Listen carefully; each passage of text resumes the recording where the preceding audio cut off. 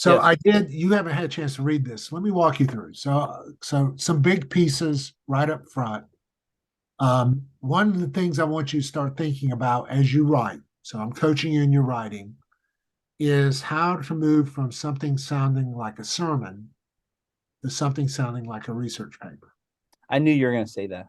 Okay. Now, then hear what I'm about to say also. You write sermons every week.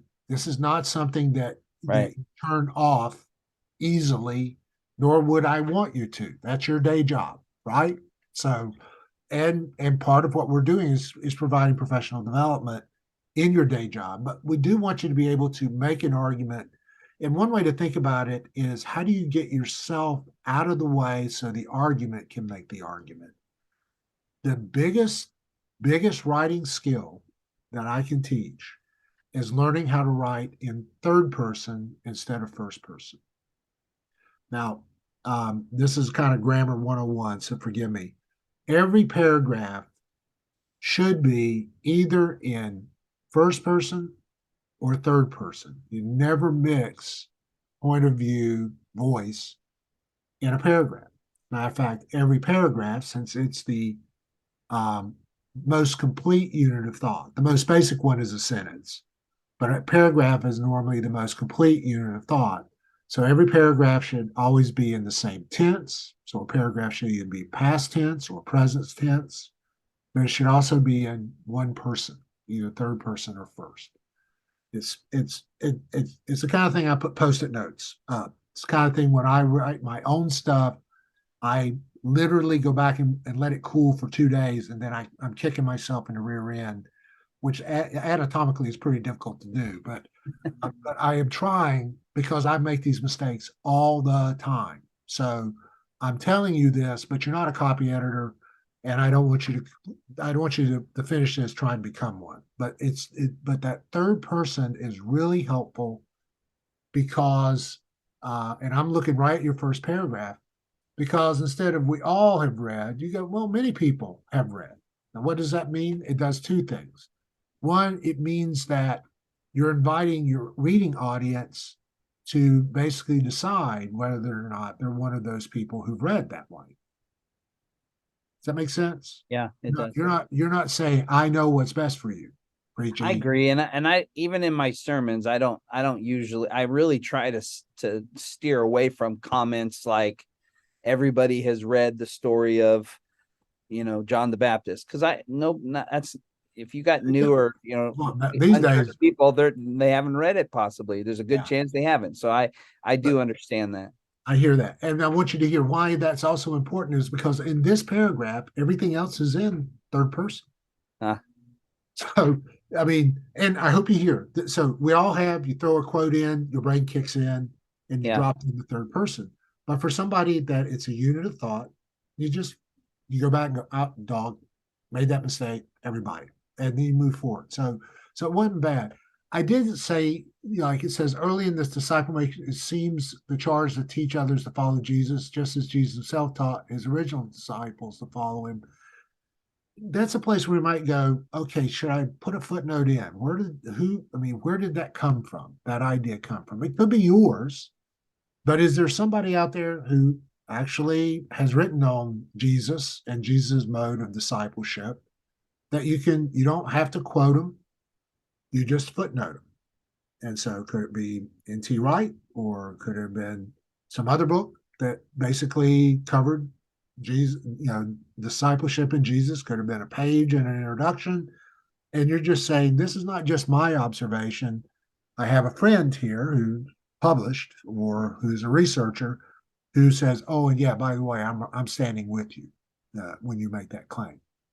You don't have to have tons of footnotes, but normally one of the rules of thumbs I have is when you make a somewhat descriptive statement that backs up something you're trying to claim in a unit of thought, then is that a good place to bring in a friend, aka a reference that backs you up and how you're using that observation? So Okay. strategic use of footnotes, not don't footnote every sentence. All right. Sometimes you might not even footnote a paragraph, but a lot of times it's going back and saying, if you're having a cup of coffee with me, I go, that's a pretty good idea. Who else said that? Mm. Oh. and you throw one in. These are small things. I want you to hear, Dave. One thing I'm saying is these are small things I'm pointing out up front because that is the kind of way in which I will operate. I just try to point out little things as I go. Will that be the kind of thing that will come out like in defense of my dissertation that will be Bigger, brought up? yeah, we'll push to bigger rocks probably. But let me say what I'm about to say. The worse the writing, the harder the defense is because people are having the labor to find out what's important. So the better the writing, the clear, I mean, it's like a sermon. The more clear the sermon is, it's easier to get people to the altar.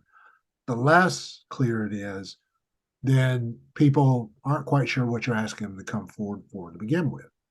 Same thing in academic writing. It's not that much different other than you use academic strategies to accomplish the end. The biggest one being how do you get yourself out of the way so you can say, oh, by the way, this argument I'm going to present, it's going to take you to the altar, not me. So it looked like at the top of the next sentence says the challenge of making disciples comes with the challenge of defining discipleship. And I was at first I was going, okay, then um, then you just said that's your if that's your thesis, the next thing you say is, and we can do that. We can define discipleship by A, B, and C. But because you started with a kind of question and sort of looking through um, a kind of self-discovery, you wrote this in first person. I wasn't sure whether you were arguing that leaders need to discover disciplines of discipleship and marches, that the disciplines and models assist in the discovery.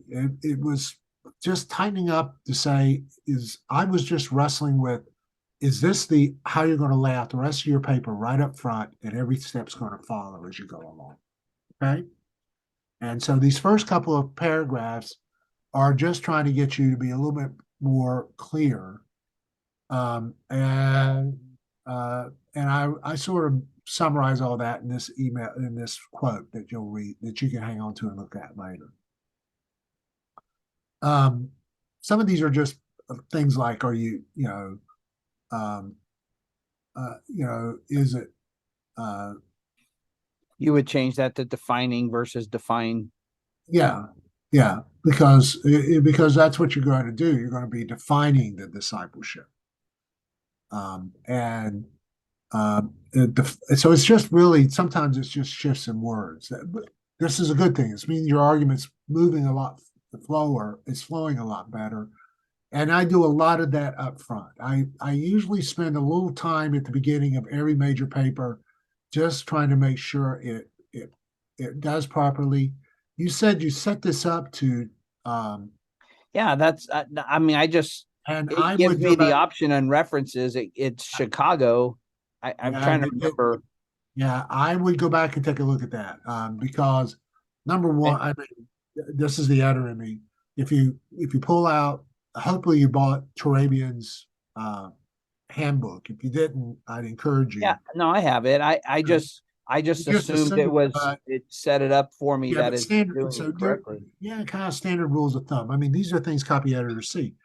Parentheses only show up in one place in a footnote, and that's the basically and giving um, the parenthetical location of where the book came from. So if you remember, most of the time it's the author's name, title of the book, then in parentheses, Downers Grove, InterVarsity Press, what year it is, and then page number afterwards. And so the minute I saw the parentheses at the very front end, the only time you do that is when it's an in-text citation instead of a footnote. And so I was really, unless your Word software is creating things, this is just a format I hadn't seen. So go back Right. and double check that. I will. Okay. I will go ahead and um, basically, there were two big pieces I really think you need to kind of clarify. So as you're rewriting this,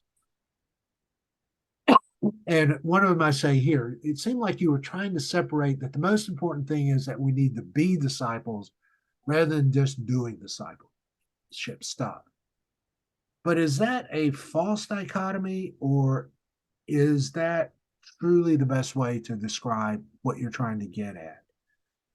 This is one of those moments where we are testing your sort of your really the strength of the assumptions behind your argument, and why do you base that? So what's the relationship between being and doing, and is there really I mean, while rhetorically I get what you're trying to say, but intellectually, theoretically, theologically, can you really separate being and doing neatly?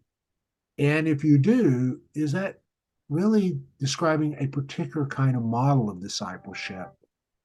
That's something you need to hear from me, whether you resolve between now and the end of the semester. If that's going to be key language to you, that's going to be a decision you have to make. Then maybe we need to spend some time looking at what's the relationship between action and person and beingness, whatever that, identity or action and belief. And there's a whole literature base around that.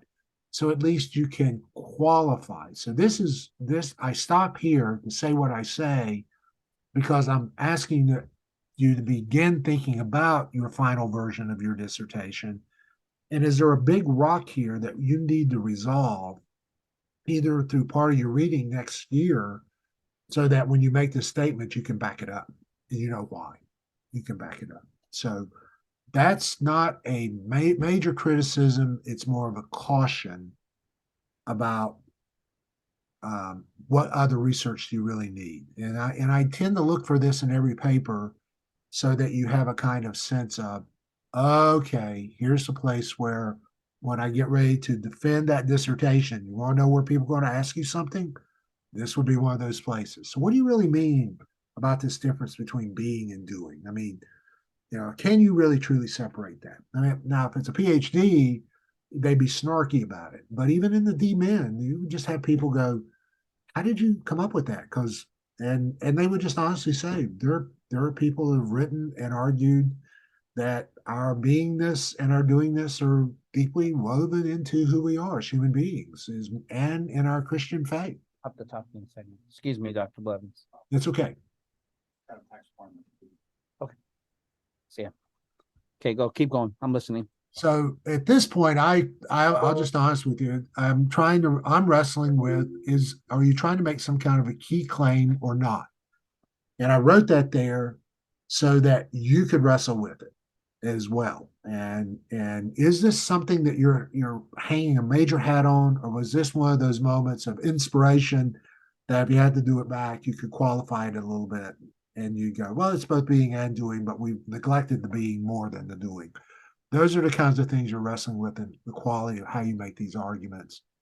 Or yeah, or is this important for a different reason? Yeah.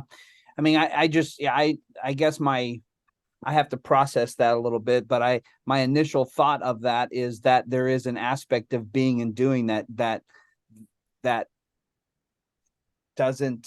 can't be taken apart, right? That the being and doing is part of the journey that we discover of being a disciple is also about doing discipleship, and doing discipleship is the aspect of being a disciple. And so I think there's a coming together there that I kind of seem and it could be because of this sentence. Doing discipleship seems ambivalent.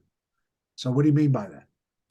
And I really do want you just to kind of, I want you to take a deep breath. You're not under a doctoral defense today, but thinking through, okay, how am I, have I written myself into a box that I need to write myself back out of, or have I written myself into a place of exploration so I really can clarify that really well somewhere down the road? This is my invitation to you to think about that even as you're wrapping up this paper. Okay? Yeah, I appreciate that, because I kind of feel like the word doing could be removed from that little phrase right there.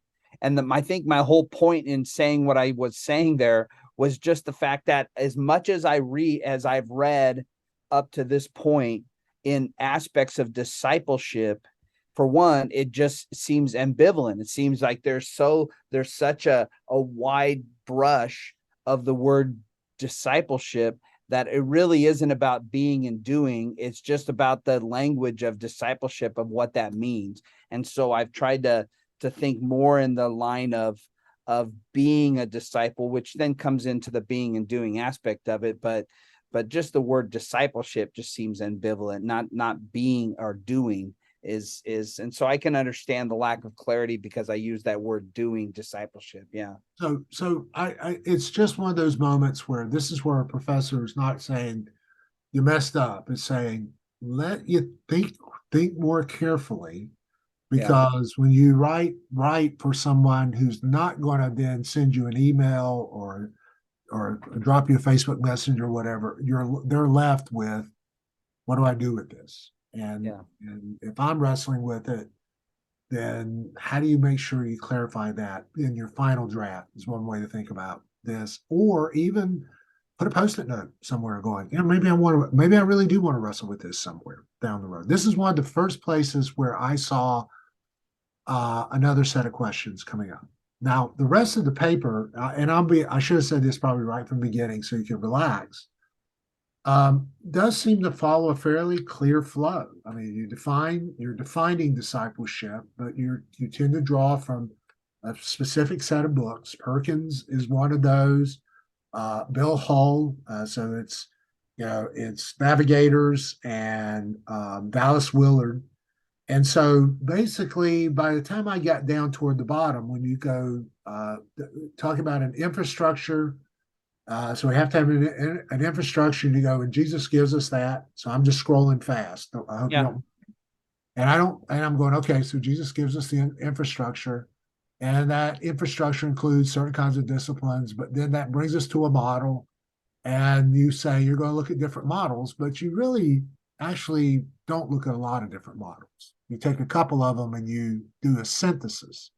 And again, this is writing. So this was like early, if this was a review of literature and you say, I'm looking at models, which vaguely today, I think you looked at more last semester, didn't you? At different kinds of models.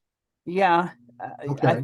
I think that's fair. I guess I just didn't know how much. I didn't have the time or the So, space to spell that out. I just wanted to touch on a couple yeah. different So, aspects of that. well, you've drawn, so instead you would say, so I've drawn from two models, and you've done synthetic work to put together what you think is the appropriate approach. Just be honest about that. You're not keen on um, uh, and you're not even doing Help me understand where I like where would you say that I'm not being honest about that? well And I in don't feel some threatened by what you're saying. I yeah, just no, no, curious where that's mainly at. because and I would go back to and I'll use one of the books. I can't remember if it was from last semester or from this semester, the Jack Seymour book about mapping Christian education. Yeah, so I ended up uh yeah, I ended up not using that book. Okay. I have it for this semester, but I ended up not using it. Okay. So Seymour in that book would offer three or four models in that book that don't come anywhere close to what Perkins and Hall and Willard do together, but really start in really different places and draw from different types of resources. And what I'm about to say is going to sound how do I, what I'm going to say is that by naming something doesn't make it less than what it really is and can use. It merely names it. And Yeah. the resources you put together are primarily from the evangelical world. And they are in some ways put together in a way that pretty much represents a not a pedestrian version, but just a different version of evangelical Christian education as it's been known in the field of Christian education at large. And it's not bad. It's just that's where you are. So you're actually drawing from resources within the field of evangelical Christian education to provide a particular way of thinking about how this would be important going forward with your church in mind. That's okay. Yeah. There are other ways of getting at sort of skinning this cat that just aren't being considered. And you don't have to. You need to hear me. It's Yeah. just when you use the word models, you're signaling something. And you could just as easily have said a model of discipleship I or see. I see. bridging or building a model of discipleship, I if you see. want to think about it in an active way instead of models. So, I got you. Yeah, that makes okay. sense to me. Yeah. So And then I you was trying to understand what you were saying, just be honest about it. And so I'm understanding what you're saying now. That Yeah. makes sense. So in some ways, you set out to read some stuff you didn't really get to well, and that's okay. Now I'm going to come back. I'm going to back into this and make a recommendation down the road, but hang with me. So you've used what I would consider a set of resources, just the resources you actually do use that come out of a very specific approach that actually is very consistent within um, an evangelical vision of what is a robust discipleship. And that's where you come from. And that's what you've used.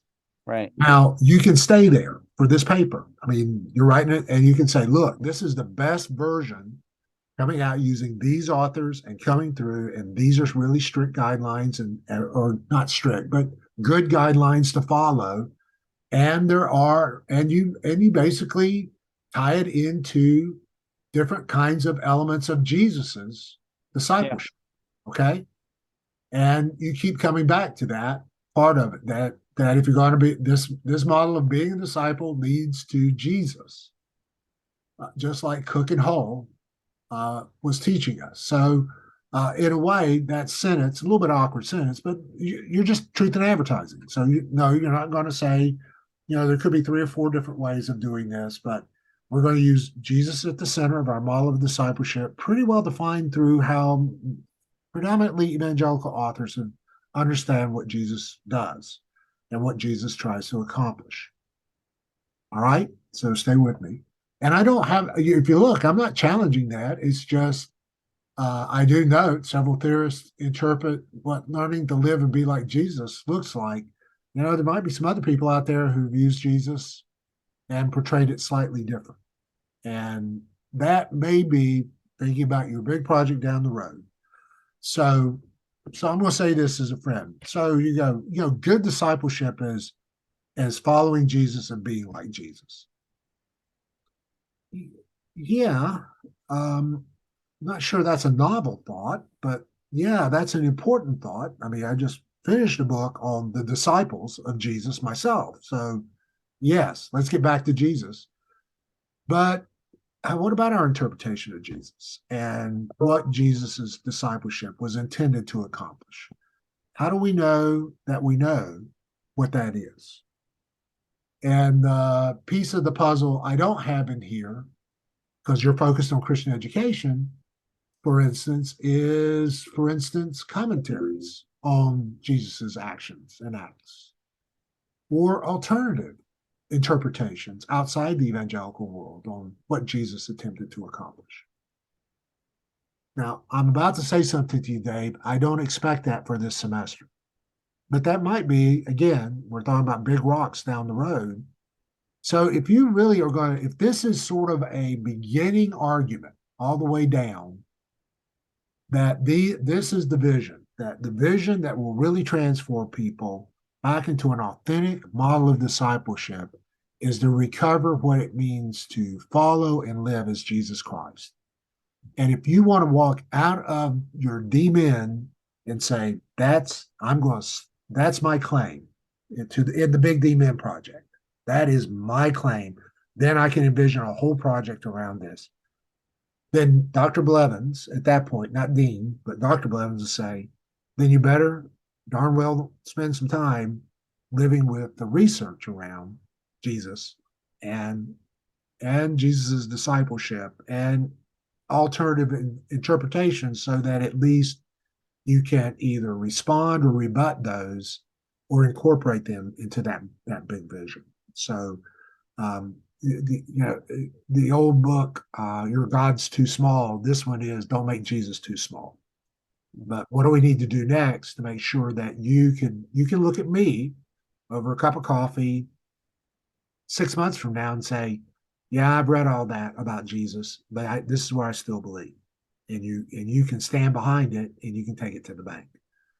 That's the only thing I'm seeing out of the rough draft. I'm not even correcting the rough draft. It's a good draft, other than some of the writing style. It's just saying, okay, what's next out of this paper for this semester that you need to spend time in. Yeah. We'll point out one last thing. I'm watching the clock, and then you'll have a recording of this as well. I will go ahead and say, please don't. I mean, I don't think there's anything I would have to defend out of our first half of our conversation. Just hold it with discretion. I hear Just you. mainly, do not turn me into a TikTok video. Okay, I'm not. I I would. The only response I have is the fact that I understand your perspective on being that this isn't particularly a novel idea, except for the fact that it's not being lived out in our local churches, and so and so it, and so that it becomes a novel idea. okay. So then that becomes two questions for down the road. Number one is what went wrong. I mean, did we leave Jesus behind somewhere, and how we envision discipleship, and that could be a good chapter, not a whole, not or a good half chapter, um, in your dissertation down the road, or it may be more study. So where did we lose Jesus? I mean, that almost be a fun article to write somewhere down the road. But if this is like so self evident, but it hasn't happened. What went wrong? Yeah. What went wrong in A, leaving Jesus, or B, and this is the bigger one, or is it our interpretation of what it meant to live like and be and to follow Jesus Right. was flawed? So Right. what was wrong in the methodology, even as we were telling people they need to be like Jesus and they need to follow Jesus, is it the way we taught that caused people not to actually do it? That one's a little trickier. That might Mhm. be where your work will be over down the road. I don't have a problem as someone who's, again, just finished a book trying to remind people that disciples followed Jesus. They weren't apostles, but they were disciples following Jesus. Yeah. I don't have a problem with that argument. It's really the implicit challenge is, and do we get it right, or do we tend to make Jesus into our educational models and practices as well? And that's the disciplinary work you'll probably have to do next sometime over the next year. So I'll finish with a couple of recommendations. The only other place I literally, when you got to measuring spiritual maturity, if you see, I didn't challenge that. I just kind of rolled through that material because it looked like you were trying to find some way of thinking about metrics. We talked about that. Right. Where I get you actually is all the way um, down at the end, where you kind of summarize your paper. And I just bottom line, and I'll do this to everybody, so you're not alone, where you kind of summarize everything. And all I do is say, what happens if you open with this paragraph at the top of your paper? Mm. And you constantly work to back, constantly reference back to it. I mean, we have this real bad habit of actually summarizing everything we want to say at the end of a paper. And in research writing, that ought to be your lead. Mm. And then the end of the paper is, so what are the implications of the the applications of this? Mm. We start thinking about, so what difference is if people buy your idea, what do you hope that will look like on the back end? And you begin to gesture toward its implications. But we have a really bad habit on the back end of actually giving our best statement when it ought to be the very statement that we ought to figure out somehow to put in the first three paragraphs of our paper. And Interesting. then your entire paper is building out from that instead of waiting to give the punchline.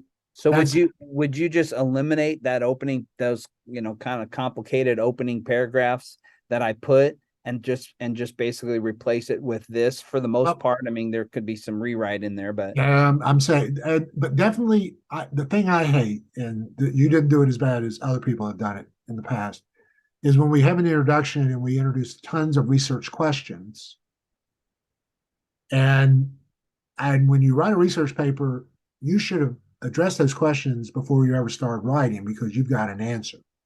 Right, right, And right, right. so the one thing, I did kind of ask a question, maybe, more rhetorical, but but it yours was is more, less. what wrestling with Yeah. versus. So if nothing else, whether you copy and paste, put this at the top and delete stuff, or you go, okay, even if I'm going to leave this here, I'm going to make sure every one of these points are in the introduction to this paper before I ever Yeah. get to that first subsection. I'll let you make that decision. That's the writer's word, not the Okay. professor telling you. I And got you. and this is good. I hope you hear what I'm saying. And this is good. This makes this a good rough draft because you're now being asked to make something better, not something bad to good, but something that's pretty good into something better. Okay. The other thing I did put down in But here, C plus, B minus though, you well, shouldn't. maybe now we're up to B plus. Who knows? Maybe.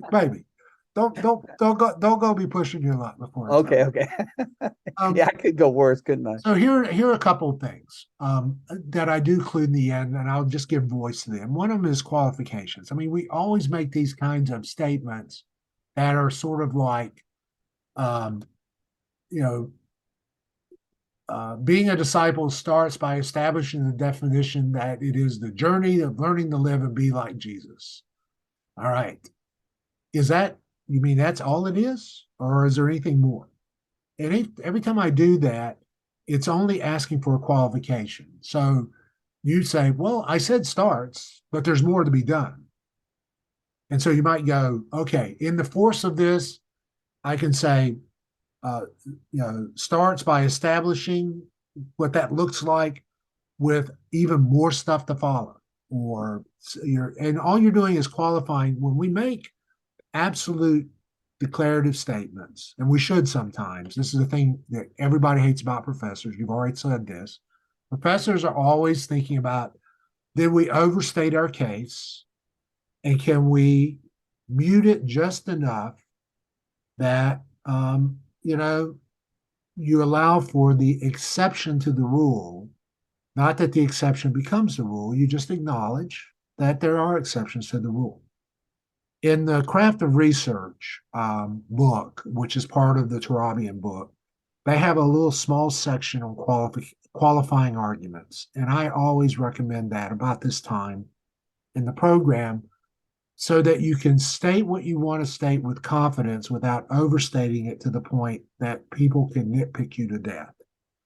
And well, my videos include this. This is, you've had these kinds of people. Normally, they're the kind of, well, the rich. I actually think the lawyer in the story of the parable of the Good Samaritan was one of these. They're all the kind of people who just like to pick at your statements and kind of test your assumptions underneath it. And just sometimes by writing just phrases like, in most cases, this is the pattern that you would follow, or the best pattern among patterns is this pattern, is just the way to provide just enough wiggle room to ask yourself, could there be an alternative that you've made space for, but you're still going to have conviction about what you want to say. And then the last thing I note at the well, I do say this thing about the traditional. It's got to be up here somewhere. Maybe it was higher. Oh shoot! I thought this one was in the back of my brain. So hang on a second. Oh, this statement right here. Um, in this final paragraph, like I said, it's a great summary paragraph, but you introduce something in here about being accountable. And I go, wait. The only time I saw the word accountable in this paper was around one measurement, number 6. That's it. Mm-hmm. You seem to think it's a major point. So is it that all your measures are measures of accountability? It's just, if this is your big rock, make sure it's clear higher up in the body before you ever get to the back end. That again, that's nuance in writing. And Yeah. then I only use that um, basically as a way of helping you again tighten up. I mean, seriously, what I'm about to say, it could be nothing more than, did you have under measures of evaluation Mm-hmm. up here? You actually talk about measuring spiritual maturity. So do you use maturity as the primary focus of all these things? Mm. Or is there something up here early that basically says that maturity, measuring maturity, is really nothing more than, without this accountability and evaluation, that is important. So, how do you make sure that's not buried in the middle of a paragraph? Should that be right up at front? Where spiritual maturity, straightforward statement. Spiritual maturity always includes some measure of accountability and evaluation. Mm. Then the quote follows. Your idea, then the quote. That, by the way, is another one of my pet peeves. You should never open or close a paragraph with somebody else's idea. You always start it with your idea. You always end it with your idea. A paragraph, I'll probably harp on this one. A paragraph is your most base, it's your most important unit of thought. So every paragraph should start in your opinion and close in your conclusion. And quotes should merely support that unit of the thought. Okay. And when you do that, you signal to the reader what they'll be anticipating at the very end, and also where to find your flow of argument from the very beginning. Good, a good research paper. Normally, people could almost read your opening and closing sentences, and it's like a sentence outline for the whole paper. Mm. Now, there are people, and I hate them, and there are a lot of them, and academics who, a good journalist phrase, they bury the lead. So they'll always start in something descriptive, and then the most important statements right in the middle of the paragraph. And I highlight a lot of books. You can almost tell which books I like versus ones I don't if my highlights are at the top and the bottom of a paragraph, or if my highlights are in the middle of the paragraph. Mm. Because if my highlights are in the middle of the paragraph, I have to work to find the big idea. Right. Does that make sense? It does. Yeah. Makes a lot of sense. Now I'm going to close with this, and I really do want you to hear. And This is I have one question for you following that. okay. So don't want to miss that. So this is a good draft. This is a very good draft. The things I'm coaching you on, I think you can do within the 2 weeks without doing, I'm not asking you to go do a ton more research. Just be honest about the research you're actually using in this. I'm not asking you to do a ton of massive rewrites. Just be more Yeah. intentional about what the writing looks like. Yeah. So you're getting there. Now we'll get back to the who is Jesus in a minute. But what's your question? Well, and I don't want to take us down a different road here, but so I'll just say this.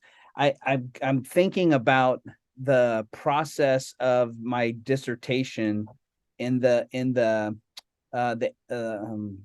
piece of the curriculum that's a part of that I'm trying to differentiate the research part and the curriculum part. Does this make sense? Because I'm trying to do my dissertation. I think I'm going down the 25, 30,000 word dissertation and then creating an artifact. And the artifact, I've been introduced to the Bonhoeffer Project, which is, I'm sure you're familiar with it, as just a piece of helping me put together that. And I guess my question, I didn't want to go down the road of that and then be like, yeah, that you can't do that. I was thinking about using that as a resource and a tool to help me to form that artifact. Are you as much as that gives you a passive introduction to curriculum writing and curriculum development, I'd say it's great. Okay. It's basically a coaching resource that I don't know if you're familiar with it. It's going to cost me like $1,000 or $1,500 to join this cohort that just helps me think through the curriculum, the artifact piece of it. And I just didn't want to get out of bounds and no, be I don't. I mean, it's like hiring a consultant for. I mean, my assumption, it was originally Mark's role traditionally would have been to be that content specialist around the artifact to assure that artifact is publishable, meets the criterion for publication at the end. That's his primary role in the way we construct first and second readers. Okay. But if this is a healthy way of learning how to put curriculum together, and you got the money to spend, I'm not going to argue against that. I Okay. would just say that at the end, do you end up having a Bonhoeffer Jesus, or do you have No. Wesley Jesus? Is going to be part of, just part of how how what you learn writing, you actually use here, Well, and yeah, I want to, that's fine. I don't I have a guess dog. I'm still I don't. trying to understand the blend of the two, right? The connection between the two, and this might be for a separate conversation, but I'm trying to learn the connection between the two, but yet the separation of the two as well, right? My research project and the district writing part of it is not exactly the artifact, but yet there's definitely a marriage of the two, right? Yeah, there ought to be part of the writing side of the dissertation. Probably the simplest way to say it is the self same material you would want to provide to someone so they could teach that curriculum. It's Okay. the I'm still leaning towards the journey of grace, and I'm still leaning towards the framework of that. In fact, as we go into the next semester, my intention is to begin to unpack that. I'm taking your advice in trying to be very open in the yeah, structures and models of that, yeah. and not be so married to that structure that I'm not listening to other. Right. And as much as Bonhoeffer, if it gives you in a different space, that'd be one way. I mean, if you would say, should I go take a class at the junior college on curriculum instruction? I would say, yeah, that will help you a lot. Just understand you're not going to be teaching in an elementary school or a high school, and they'll be Sure. writing with those in mind. Now you're going, can I do this Bonhoeffer project as a way of learning about curriculum instruction? I go, yeah, just recognize that they'll have certain assumptions as well, but it's a lot closer to what you would be using in the church than obviously that community college class. So yes, if it Okay. teaches you good methodology, then I really am not worried. I think that's fine. Well, I will say this. I've learned about it initially from Sam Barber. Okay. And so I didn't ask him this, and so I'm not trying to throw him under the bus or anything on it, but I would not be surprised that some of his things that he's done began and came out of that, his involvement in the Bonhoeffer project that he engaged in and helped shape and form some of his structure and thoughts through that. And I don't know that to be true 100%, but I again, I was introduced to it years ago because he was involved in that. Yeah, and Sam talked about that and something else as well. So again, you're not going to get yourself in trouble as long as it's not just a mimic of that. Well, I think But it's not. I don't see. Yeah, I don't think they're trying to try to shape. I think that's just it's for one, Bonhoeffer project is just the title of their group, but I think they're then trying to help us Yeah. develop something that comes from the vision that God gives us, not so much that they're trying to tell us how to write something or what the content is. So if it gives you, so in other words, if you come out of it with a very clear method, in other words, Yeah. a particular model, Yeah. then it just becomes, I mean, the fundamental question down the road would be, so is that, if you're arguing we need to do this like Jesus, Yeah. we're going to teach it this way, do they marry Yep. or not? That Yeah. that that you'll sort out next year anyway. So Right. Well, and that's what I just thought it would be a good resource and help to help me think along those lines. And if they do give some elements of structure towards that and help me think that way, that could be a help to me. And I just didn't want to step over any line that's like, oh yeah, that you shouldn't be doing that, or you should, you're I just fine. wanted to be clear and honest about it. I'm more making I'm more probably more that you spend your money wisely, I guess. But if you feel like this is going to be helpful, go for it. Okay. Well, that helps me. Most people, let me just say it this way, Dave. Most people don't even think about the artifact until about the middle of next year, and then they're putting something together, and then they go try to find out whether it fits a methodology or not. I'd much rather you do what you're doing because it's intentional in that first step. So Well, yes, and to me, I mean, It's going to sound, I hope this doesn't come across disrespectful to you at all. And that, you know, I mean, I think the research project and the dissertation is obviously critical to this whole program, but what is produced and is functional to help transform people's lives, to me, is as important to me, you know, Yeah. in that. So Yeah, one way to think about the DMEM well, I don't want to go down a long rabbit hole, but one way to think about the DMEM project with the artifact is uh, the project side, the dissertation side is the why, and the artifact is the how. yeah, And it's almost like, you know, you would distill the why down to anything you would hand to a teacher or another pastor if they're actually going to use the how. yeah, Um, you probably run into that moment when you've downloaded some kind of a teaching guide and you realize that it's attached to some book or some other part of a curriculum, and you're going, this is not going to work until I take a look at that. yeah. And that's what you're doing for the DMAN project. Good. Now, Well, my last, go ahead. thank, no, thank you. That's all I was just to say. Thanks for letting me ask that. Now and I'll send this to you by an email. So to mess with you, at least thinking about next fall, and you don't have to decide this today. If this whole comprehensive vision of sort of discipleship anchored in and through Jesus Christ is at least, if not the central piece of the work down the road, it is a crucial piece. Then I'm going to ask you in the fall, if not before, to at least read more on other people who have addressed this outside of the sort of the group that you read for this semester. Okay. So, for instance, Jack Seymour, since and it's not that Jack is the be all and end all. Jack's a friend, I will say that, but he wrote a book called "Teaching the Way of Jesus," educating Christians for faithful living, and you know, and it's 180 pages, but um, but he's done that. N.T. Wright wrote a book on discipleship that includes, it's more of a New Testament approach, but it does include conversations around Jesus.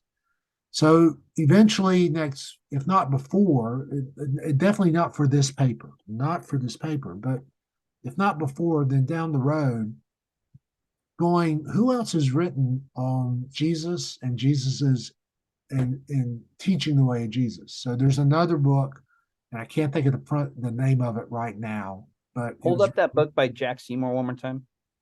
I'll send you a link, so Okay. I'll save you that pain. Teaching the Way of Jesus. Okay. And there's another one by Chuck Melcher, Charles Melcher,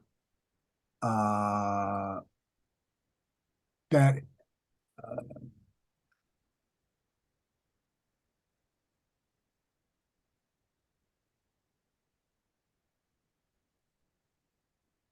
Charles Melcher has a book, and you wouldn't know this, so this is why I'm telling you. I'll send you a link called Wise Teaching, Biblical Wisdom and Educational Ministry.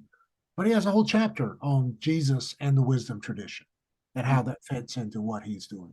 So I only mentioned those two very quickly to say, so who else is teaching the way of Jesus seriously? Yeah. And you need to at least spend, if not the whole semester, a part of the semester, listening to several interpretations of that. If you're going to, if you're going to run with it beyond the scope of this paper. So, does it begin to not even change what you've outlined in this paper, but does it nuance it? Does it raise new sets of approaches? Is just part of what I would want you to do. So, does it give it a healthier foundation for what we're balance? And the best way to say it without it sounding disparaging is evangelicalism does live within a certain set of theological convictions. They do. And so they tend to bring those to how they read the Gospels and how they understand Jesus to work, and what Jesus attempted to accomplish. And is that true for other traditions and how they tend to read what Jesus did and what Jesus wanted to accomplish? And how do we at least respect those if we're going to say we naming our own way? So that's something I would say next fall, not now, that you should consider being part of your reading list. And I'll send you these two links and these links to these two books. And that, I hope you hear, that's just a precipitator for you to do a little bit of Yeah, what's out there. it's good. And it's taking What do we do this summer? What are we doing this summer? this summer you have a research class. I mean, so you have a class with that's really designed to be a linchpin course between this year and next year. And that class is really designed to ask more critical questions, if memory serves me, around what you want your dissertation to accomplish. Hmm. So I coach early. The program's not designed in some ways to get you to really start raising the hard questions about what the dissertation looks like until the middle of the program, which is not bad. I mean, Sure. for some people, they come in sort of like you, already driven with a particular problem and a particular desire to solve it. Other people aren't quite sure. So Sure. they buy a vow until this summer, and then the summer becomes more of a point of clarity. And So for so you, I won't be talking with you very much until maybe near the end of the summer then. Is that kind of what right, I'm right. yeah. So this is the meeting where normally, unless you want to meet right after the end of the semester, but this is the meeting that normally it's trying to think out loud. Have things sort of bubbled up this year that you would want to add as big rocks, like the being doing question, or who is Jesus, and how do we, and what does it mean to follow that masked man? Um, uh, are those things that you want to get deeper into next year? Um, that this is the time for at the end of the first year start contemplating that. Looking at the clock, I will say I'm going to be around this summer. I'm not going to be available all the time, partially because I go on sabbatical in June 1. And I have this little grant thing to deal Yeah. with, even in the middle of my sabbatical. Are you going to But be at Are you going to be at General Assembly? I will be at General Assembly. I'll be conducting a survey as a part of the grant at the General So Assembly. we might be able to run into each other for a few minutes, and Yeah, yeah. I mean, if you buy me coffee, I might actually stop long enough to talk to you. Who knows? there you So, go. Okay. okay. Sounds like a good Uh, deal. but I want you to hear. But if it's instead, and if memory serves me, because the way I've told you the classes run like one track, and then the research courses are another, and then these, these, um, the course curriculum runs as a track. The courses you're attending, and Right. then the courses you're designing, the specialized courses are another track, and then these research classes are really designed to be sort of the ties. I mean, the tie them together. Memory serves me. I think in the middle of this summer, there's a point where you write something, and at the insistence of the instructor, aka your grades attached, you send it to me for comment and feedback. Oh, okay. But you just need to know if it's middle of July and you got something you're trying to work on this. You're in the Braunhofer project. Something comes up, and it scratches an itch. You are free to shoot me an email and say, "Can we have a conversation on Zoom?" Yeah, that's great. Thank you. Well, Okay. I will follow. Yeah, we had that initial research project or class, at the very beginning, which kind of introduced us to research. So this is probably just the next maturation Next of one. that Yeah. process. Yeah. Yeah. And I would say go, and there's a reason after a full year of work. I think you guys have a travel. Do you guys have a trip this summer? Well, they're coming here to San Diego. So like Oh, the third week of May, okay. everybody's coming here. So yeah, our second of three trips is San Diego. Yeah. Yeah. Well, bless your heart. I guess the best Well, way. it's a blessing and a curse all at the same time. I'd rather go somewhere than I'm Well, away, but being here, I'm, you know, it's like Pastor, can you come and help us with that? No, Yeah, no, I know. It's like a conference in your hometown. I It's never a conference. Okay. no, So it's never very fun. My wife's like, "Are you staying home? Are you going to live here? Are you going to be here?" And anyway, it's no big I deal. think, But well, you better find out where, I think they stay on campus. So you better weigh what you decide. no, I'm going to stay. I already told my wife, you might as well just expect that I'm going to be gone. Okay. But just because I would rather just engage versus feel like I'm coming back and forth. I don't want that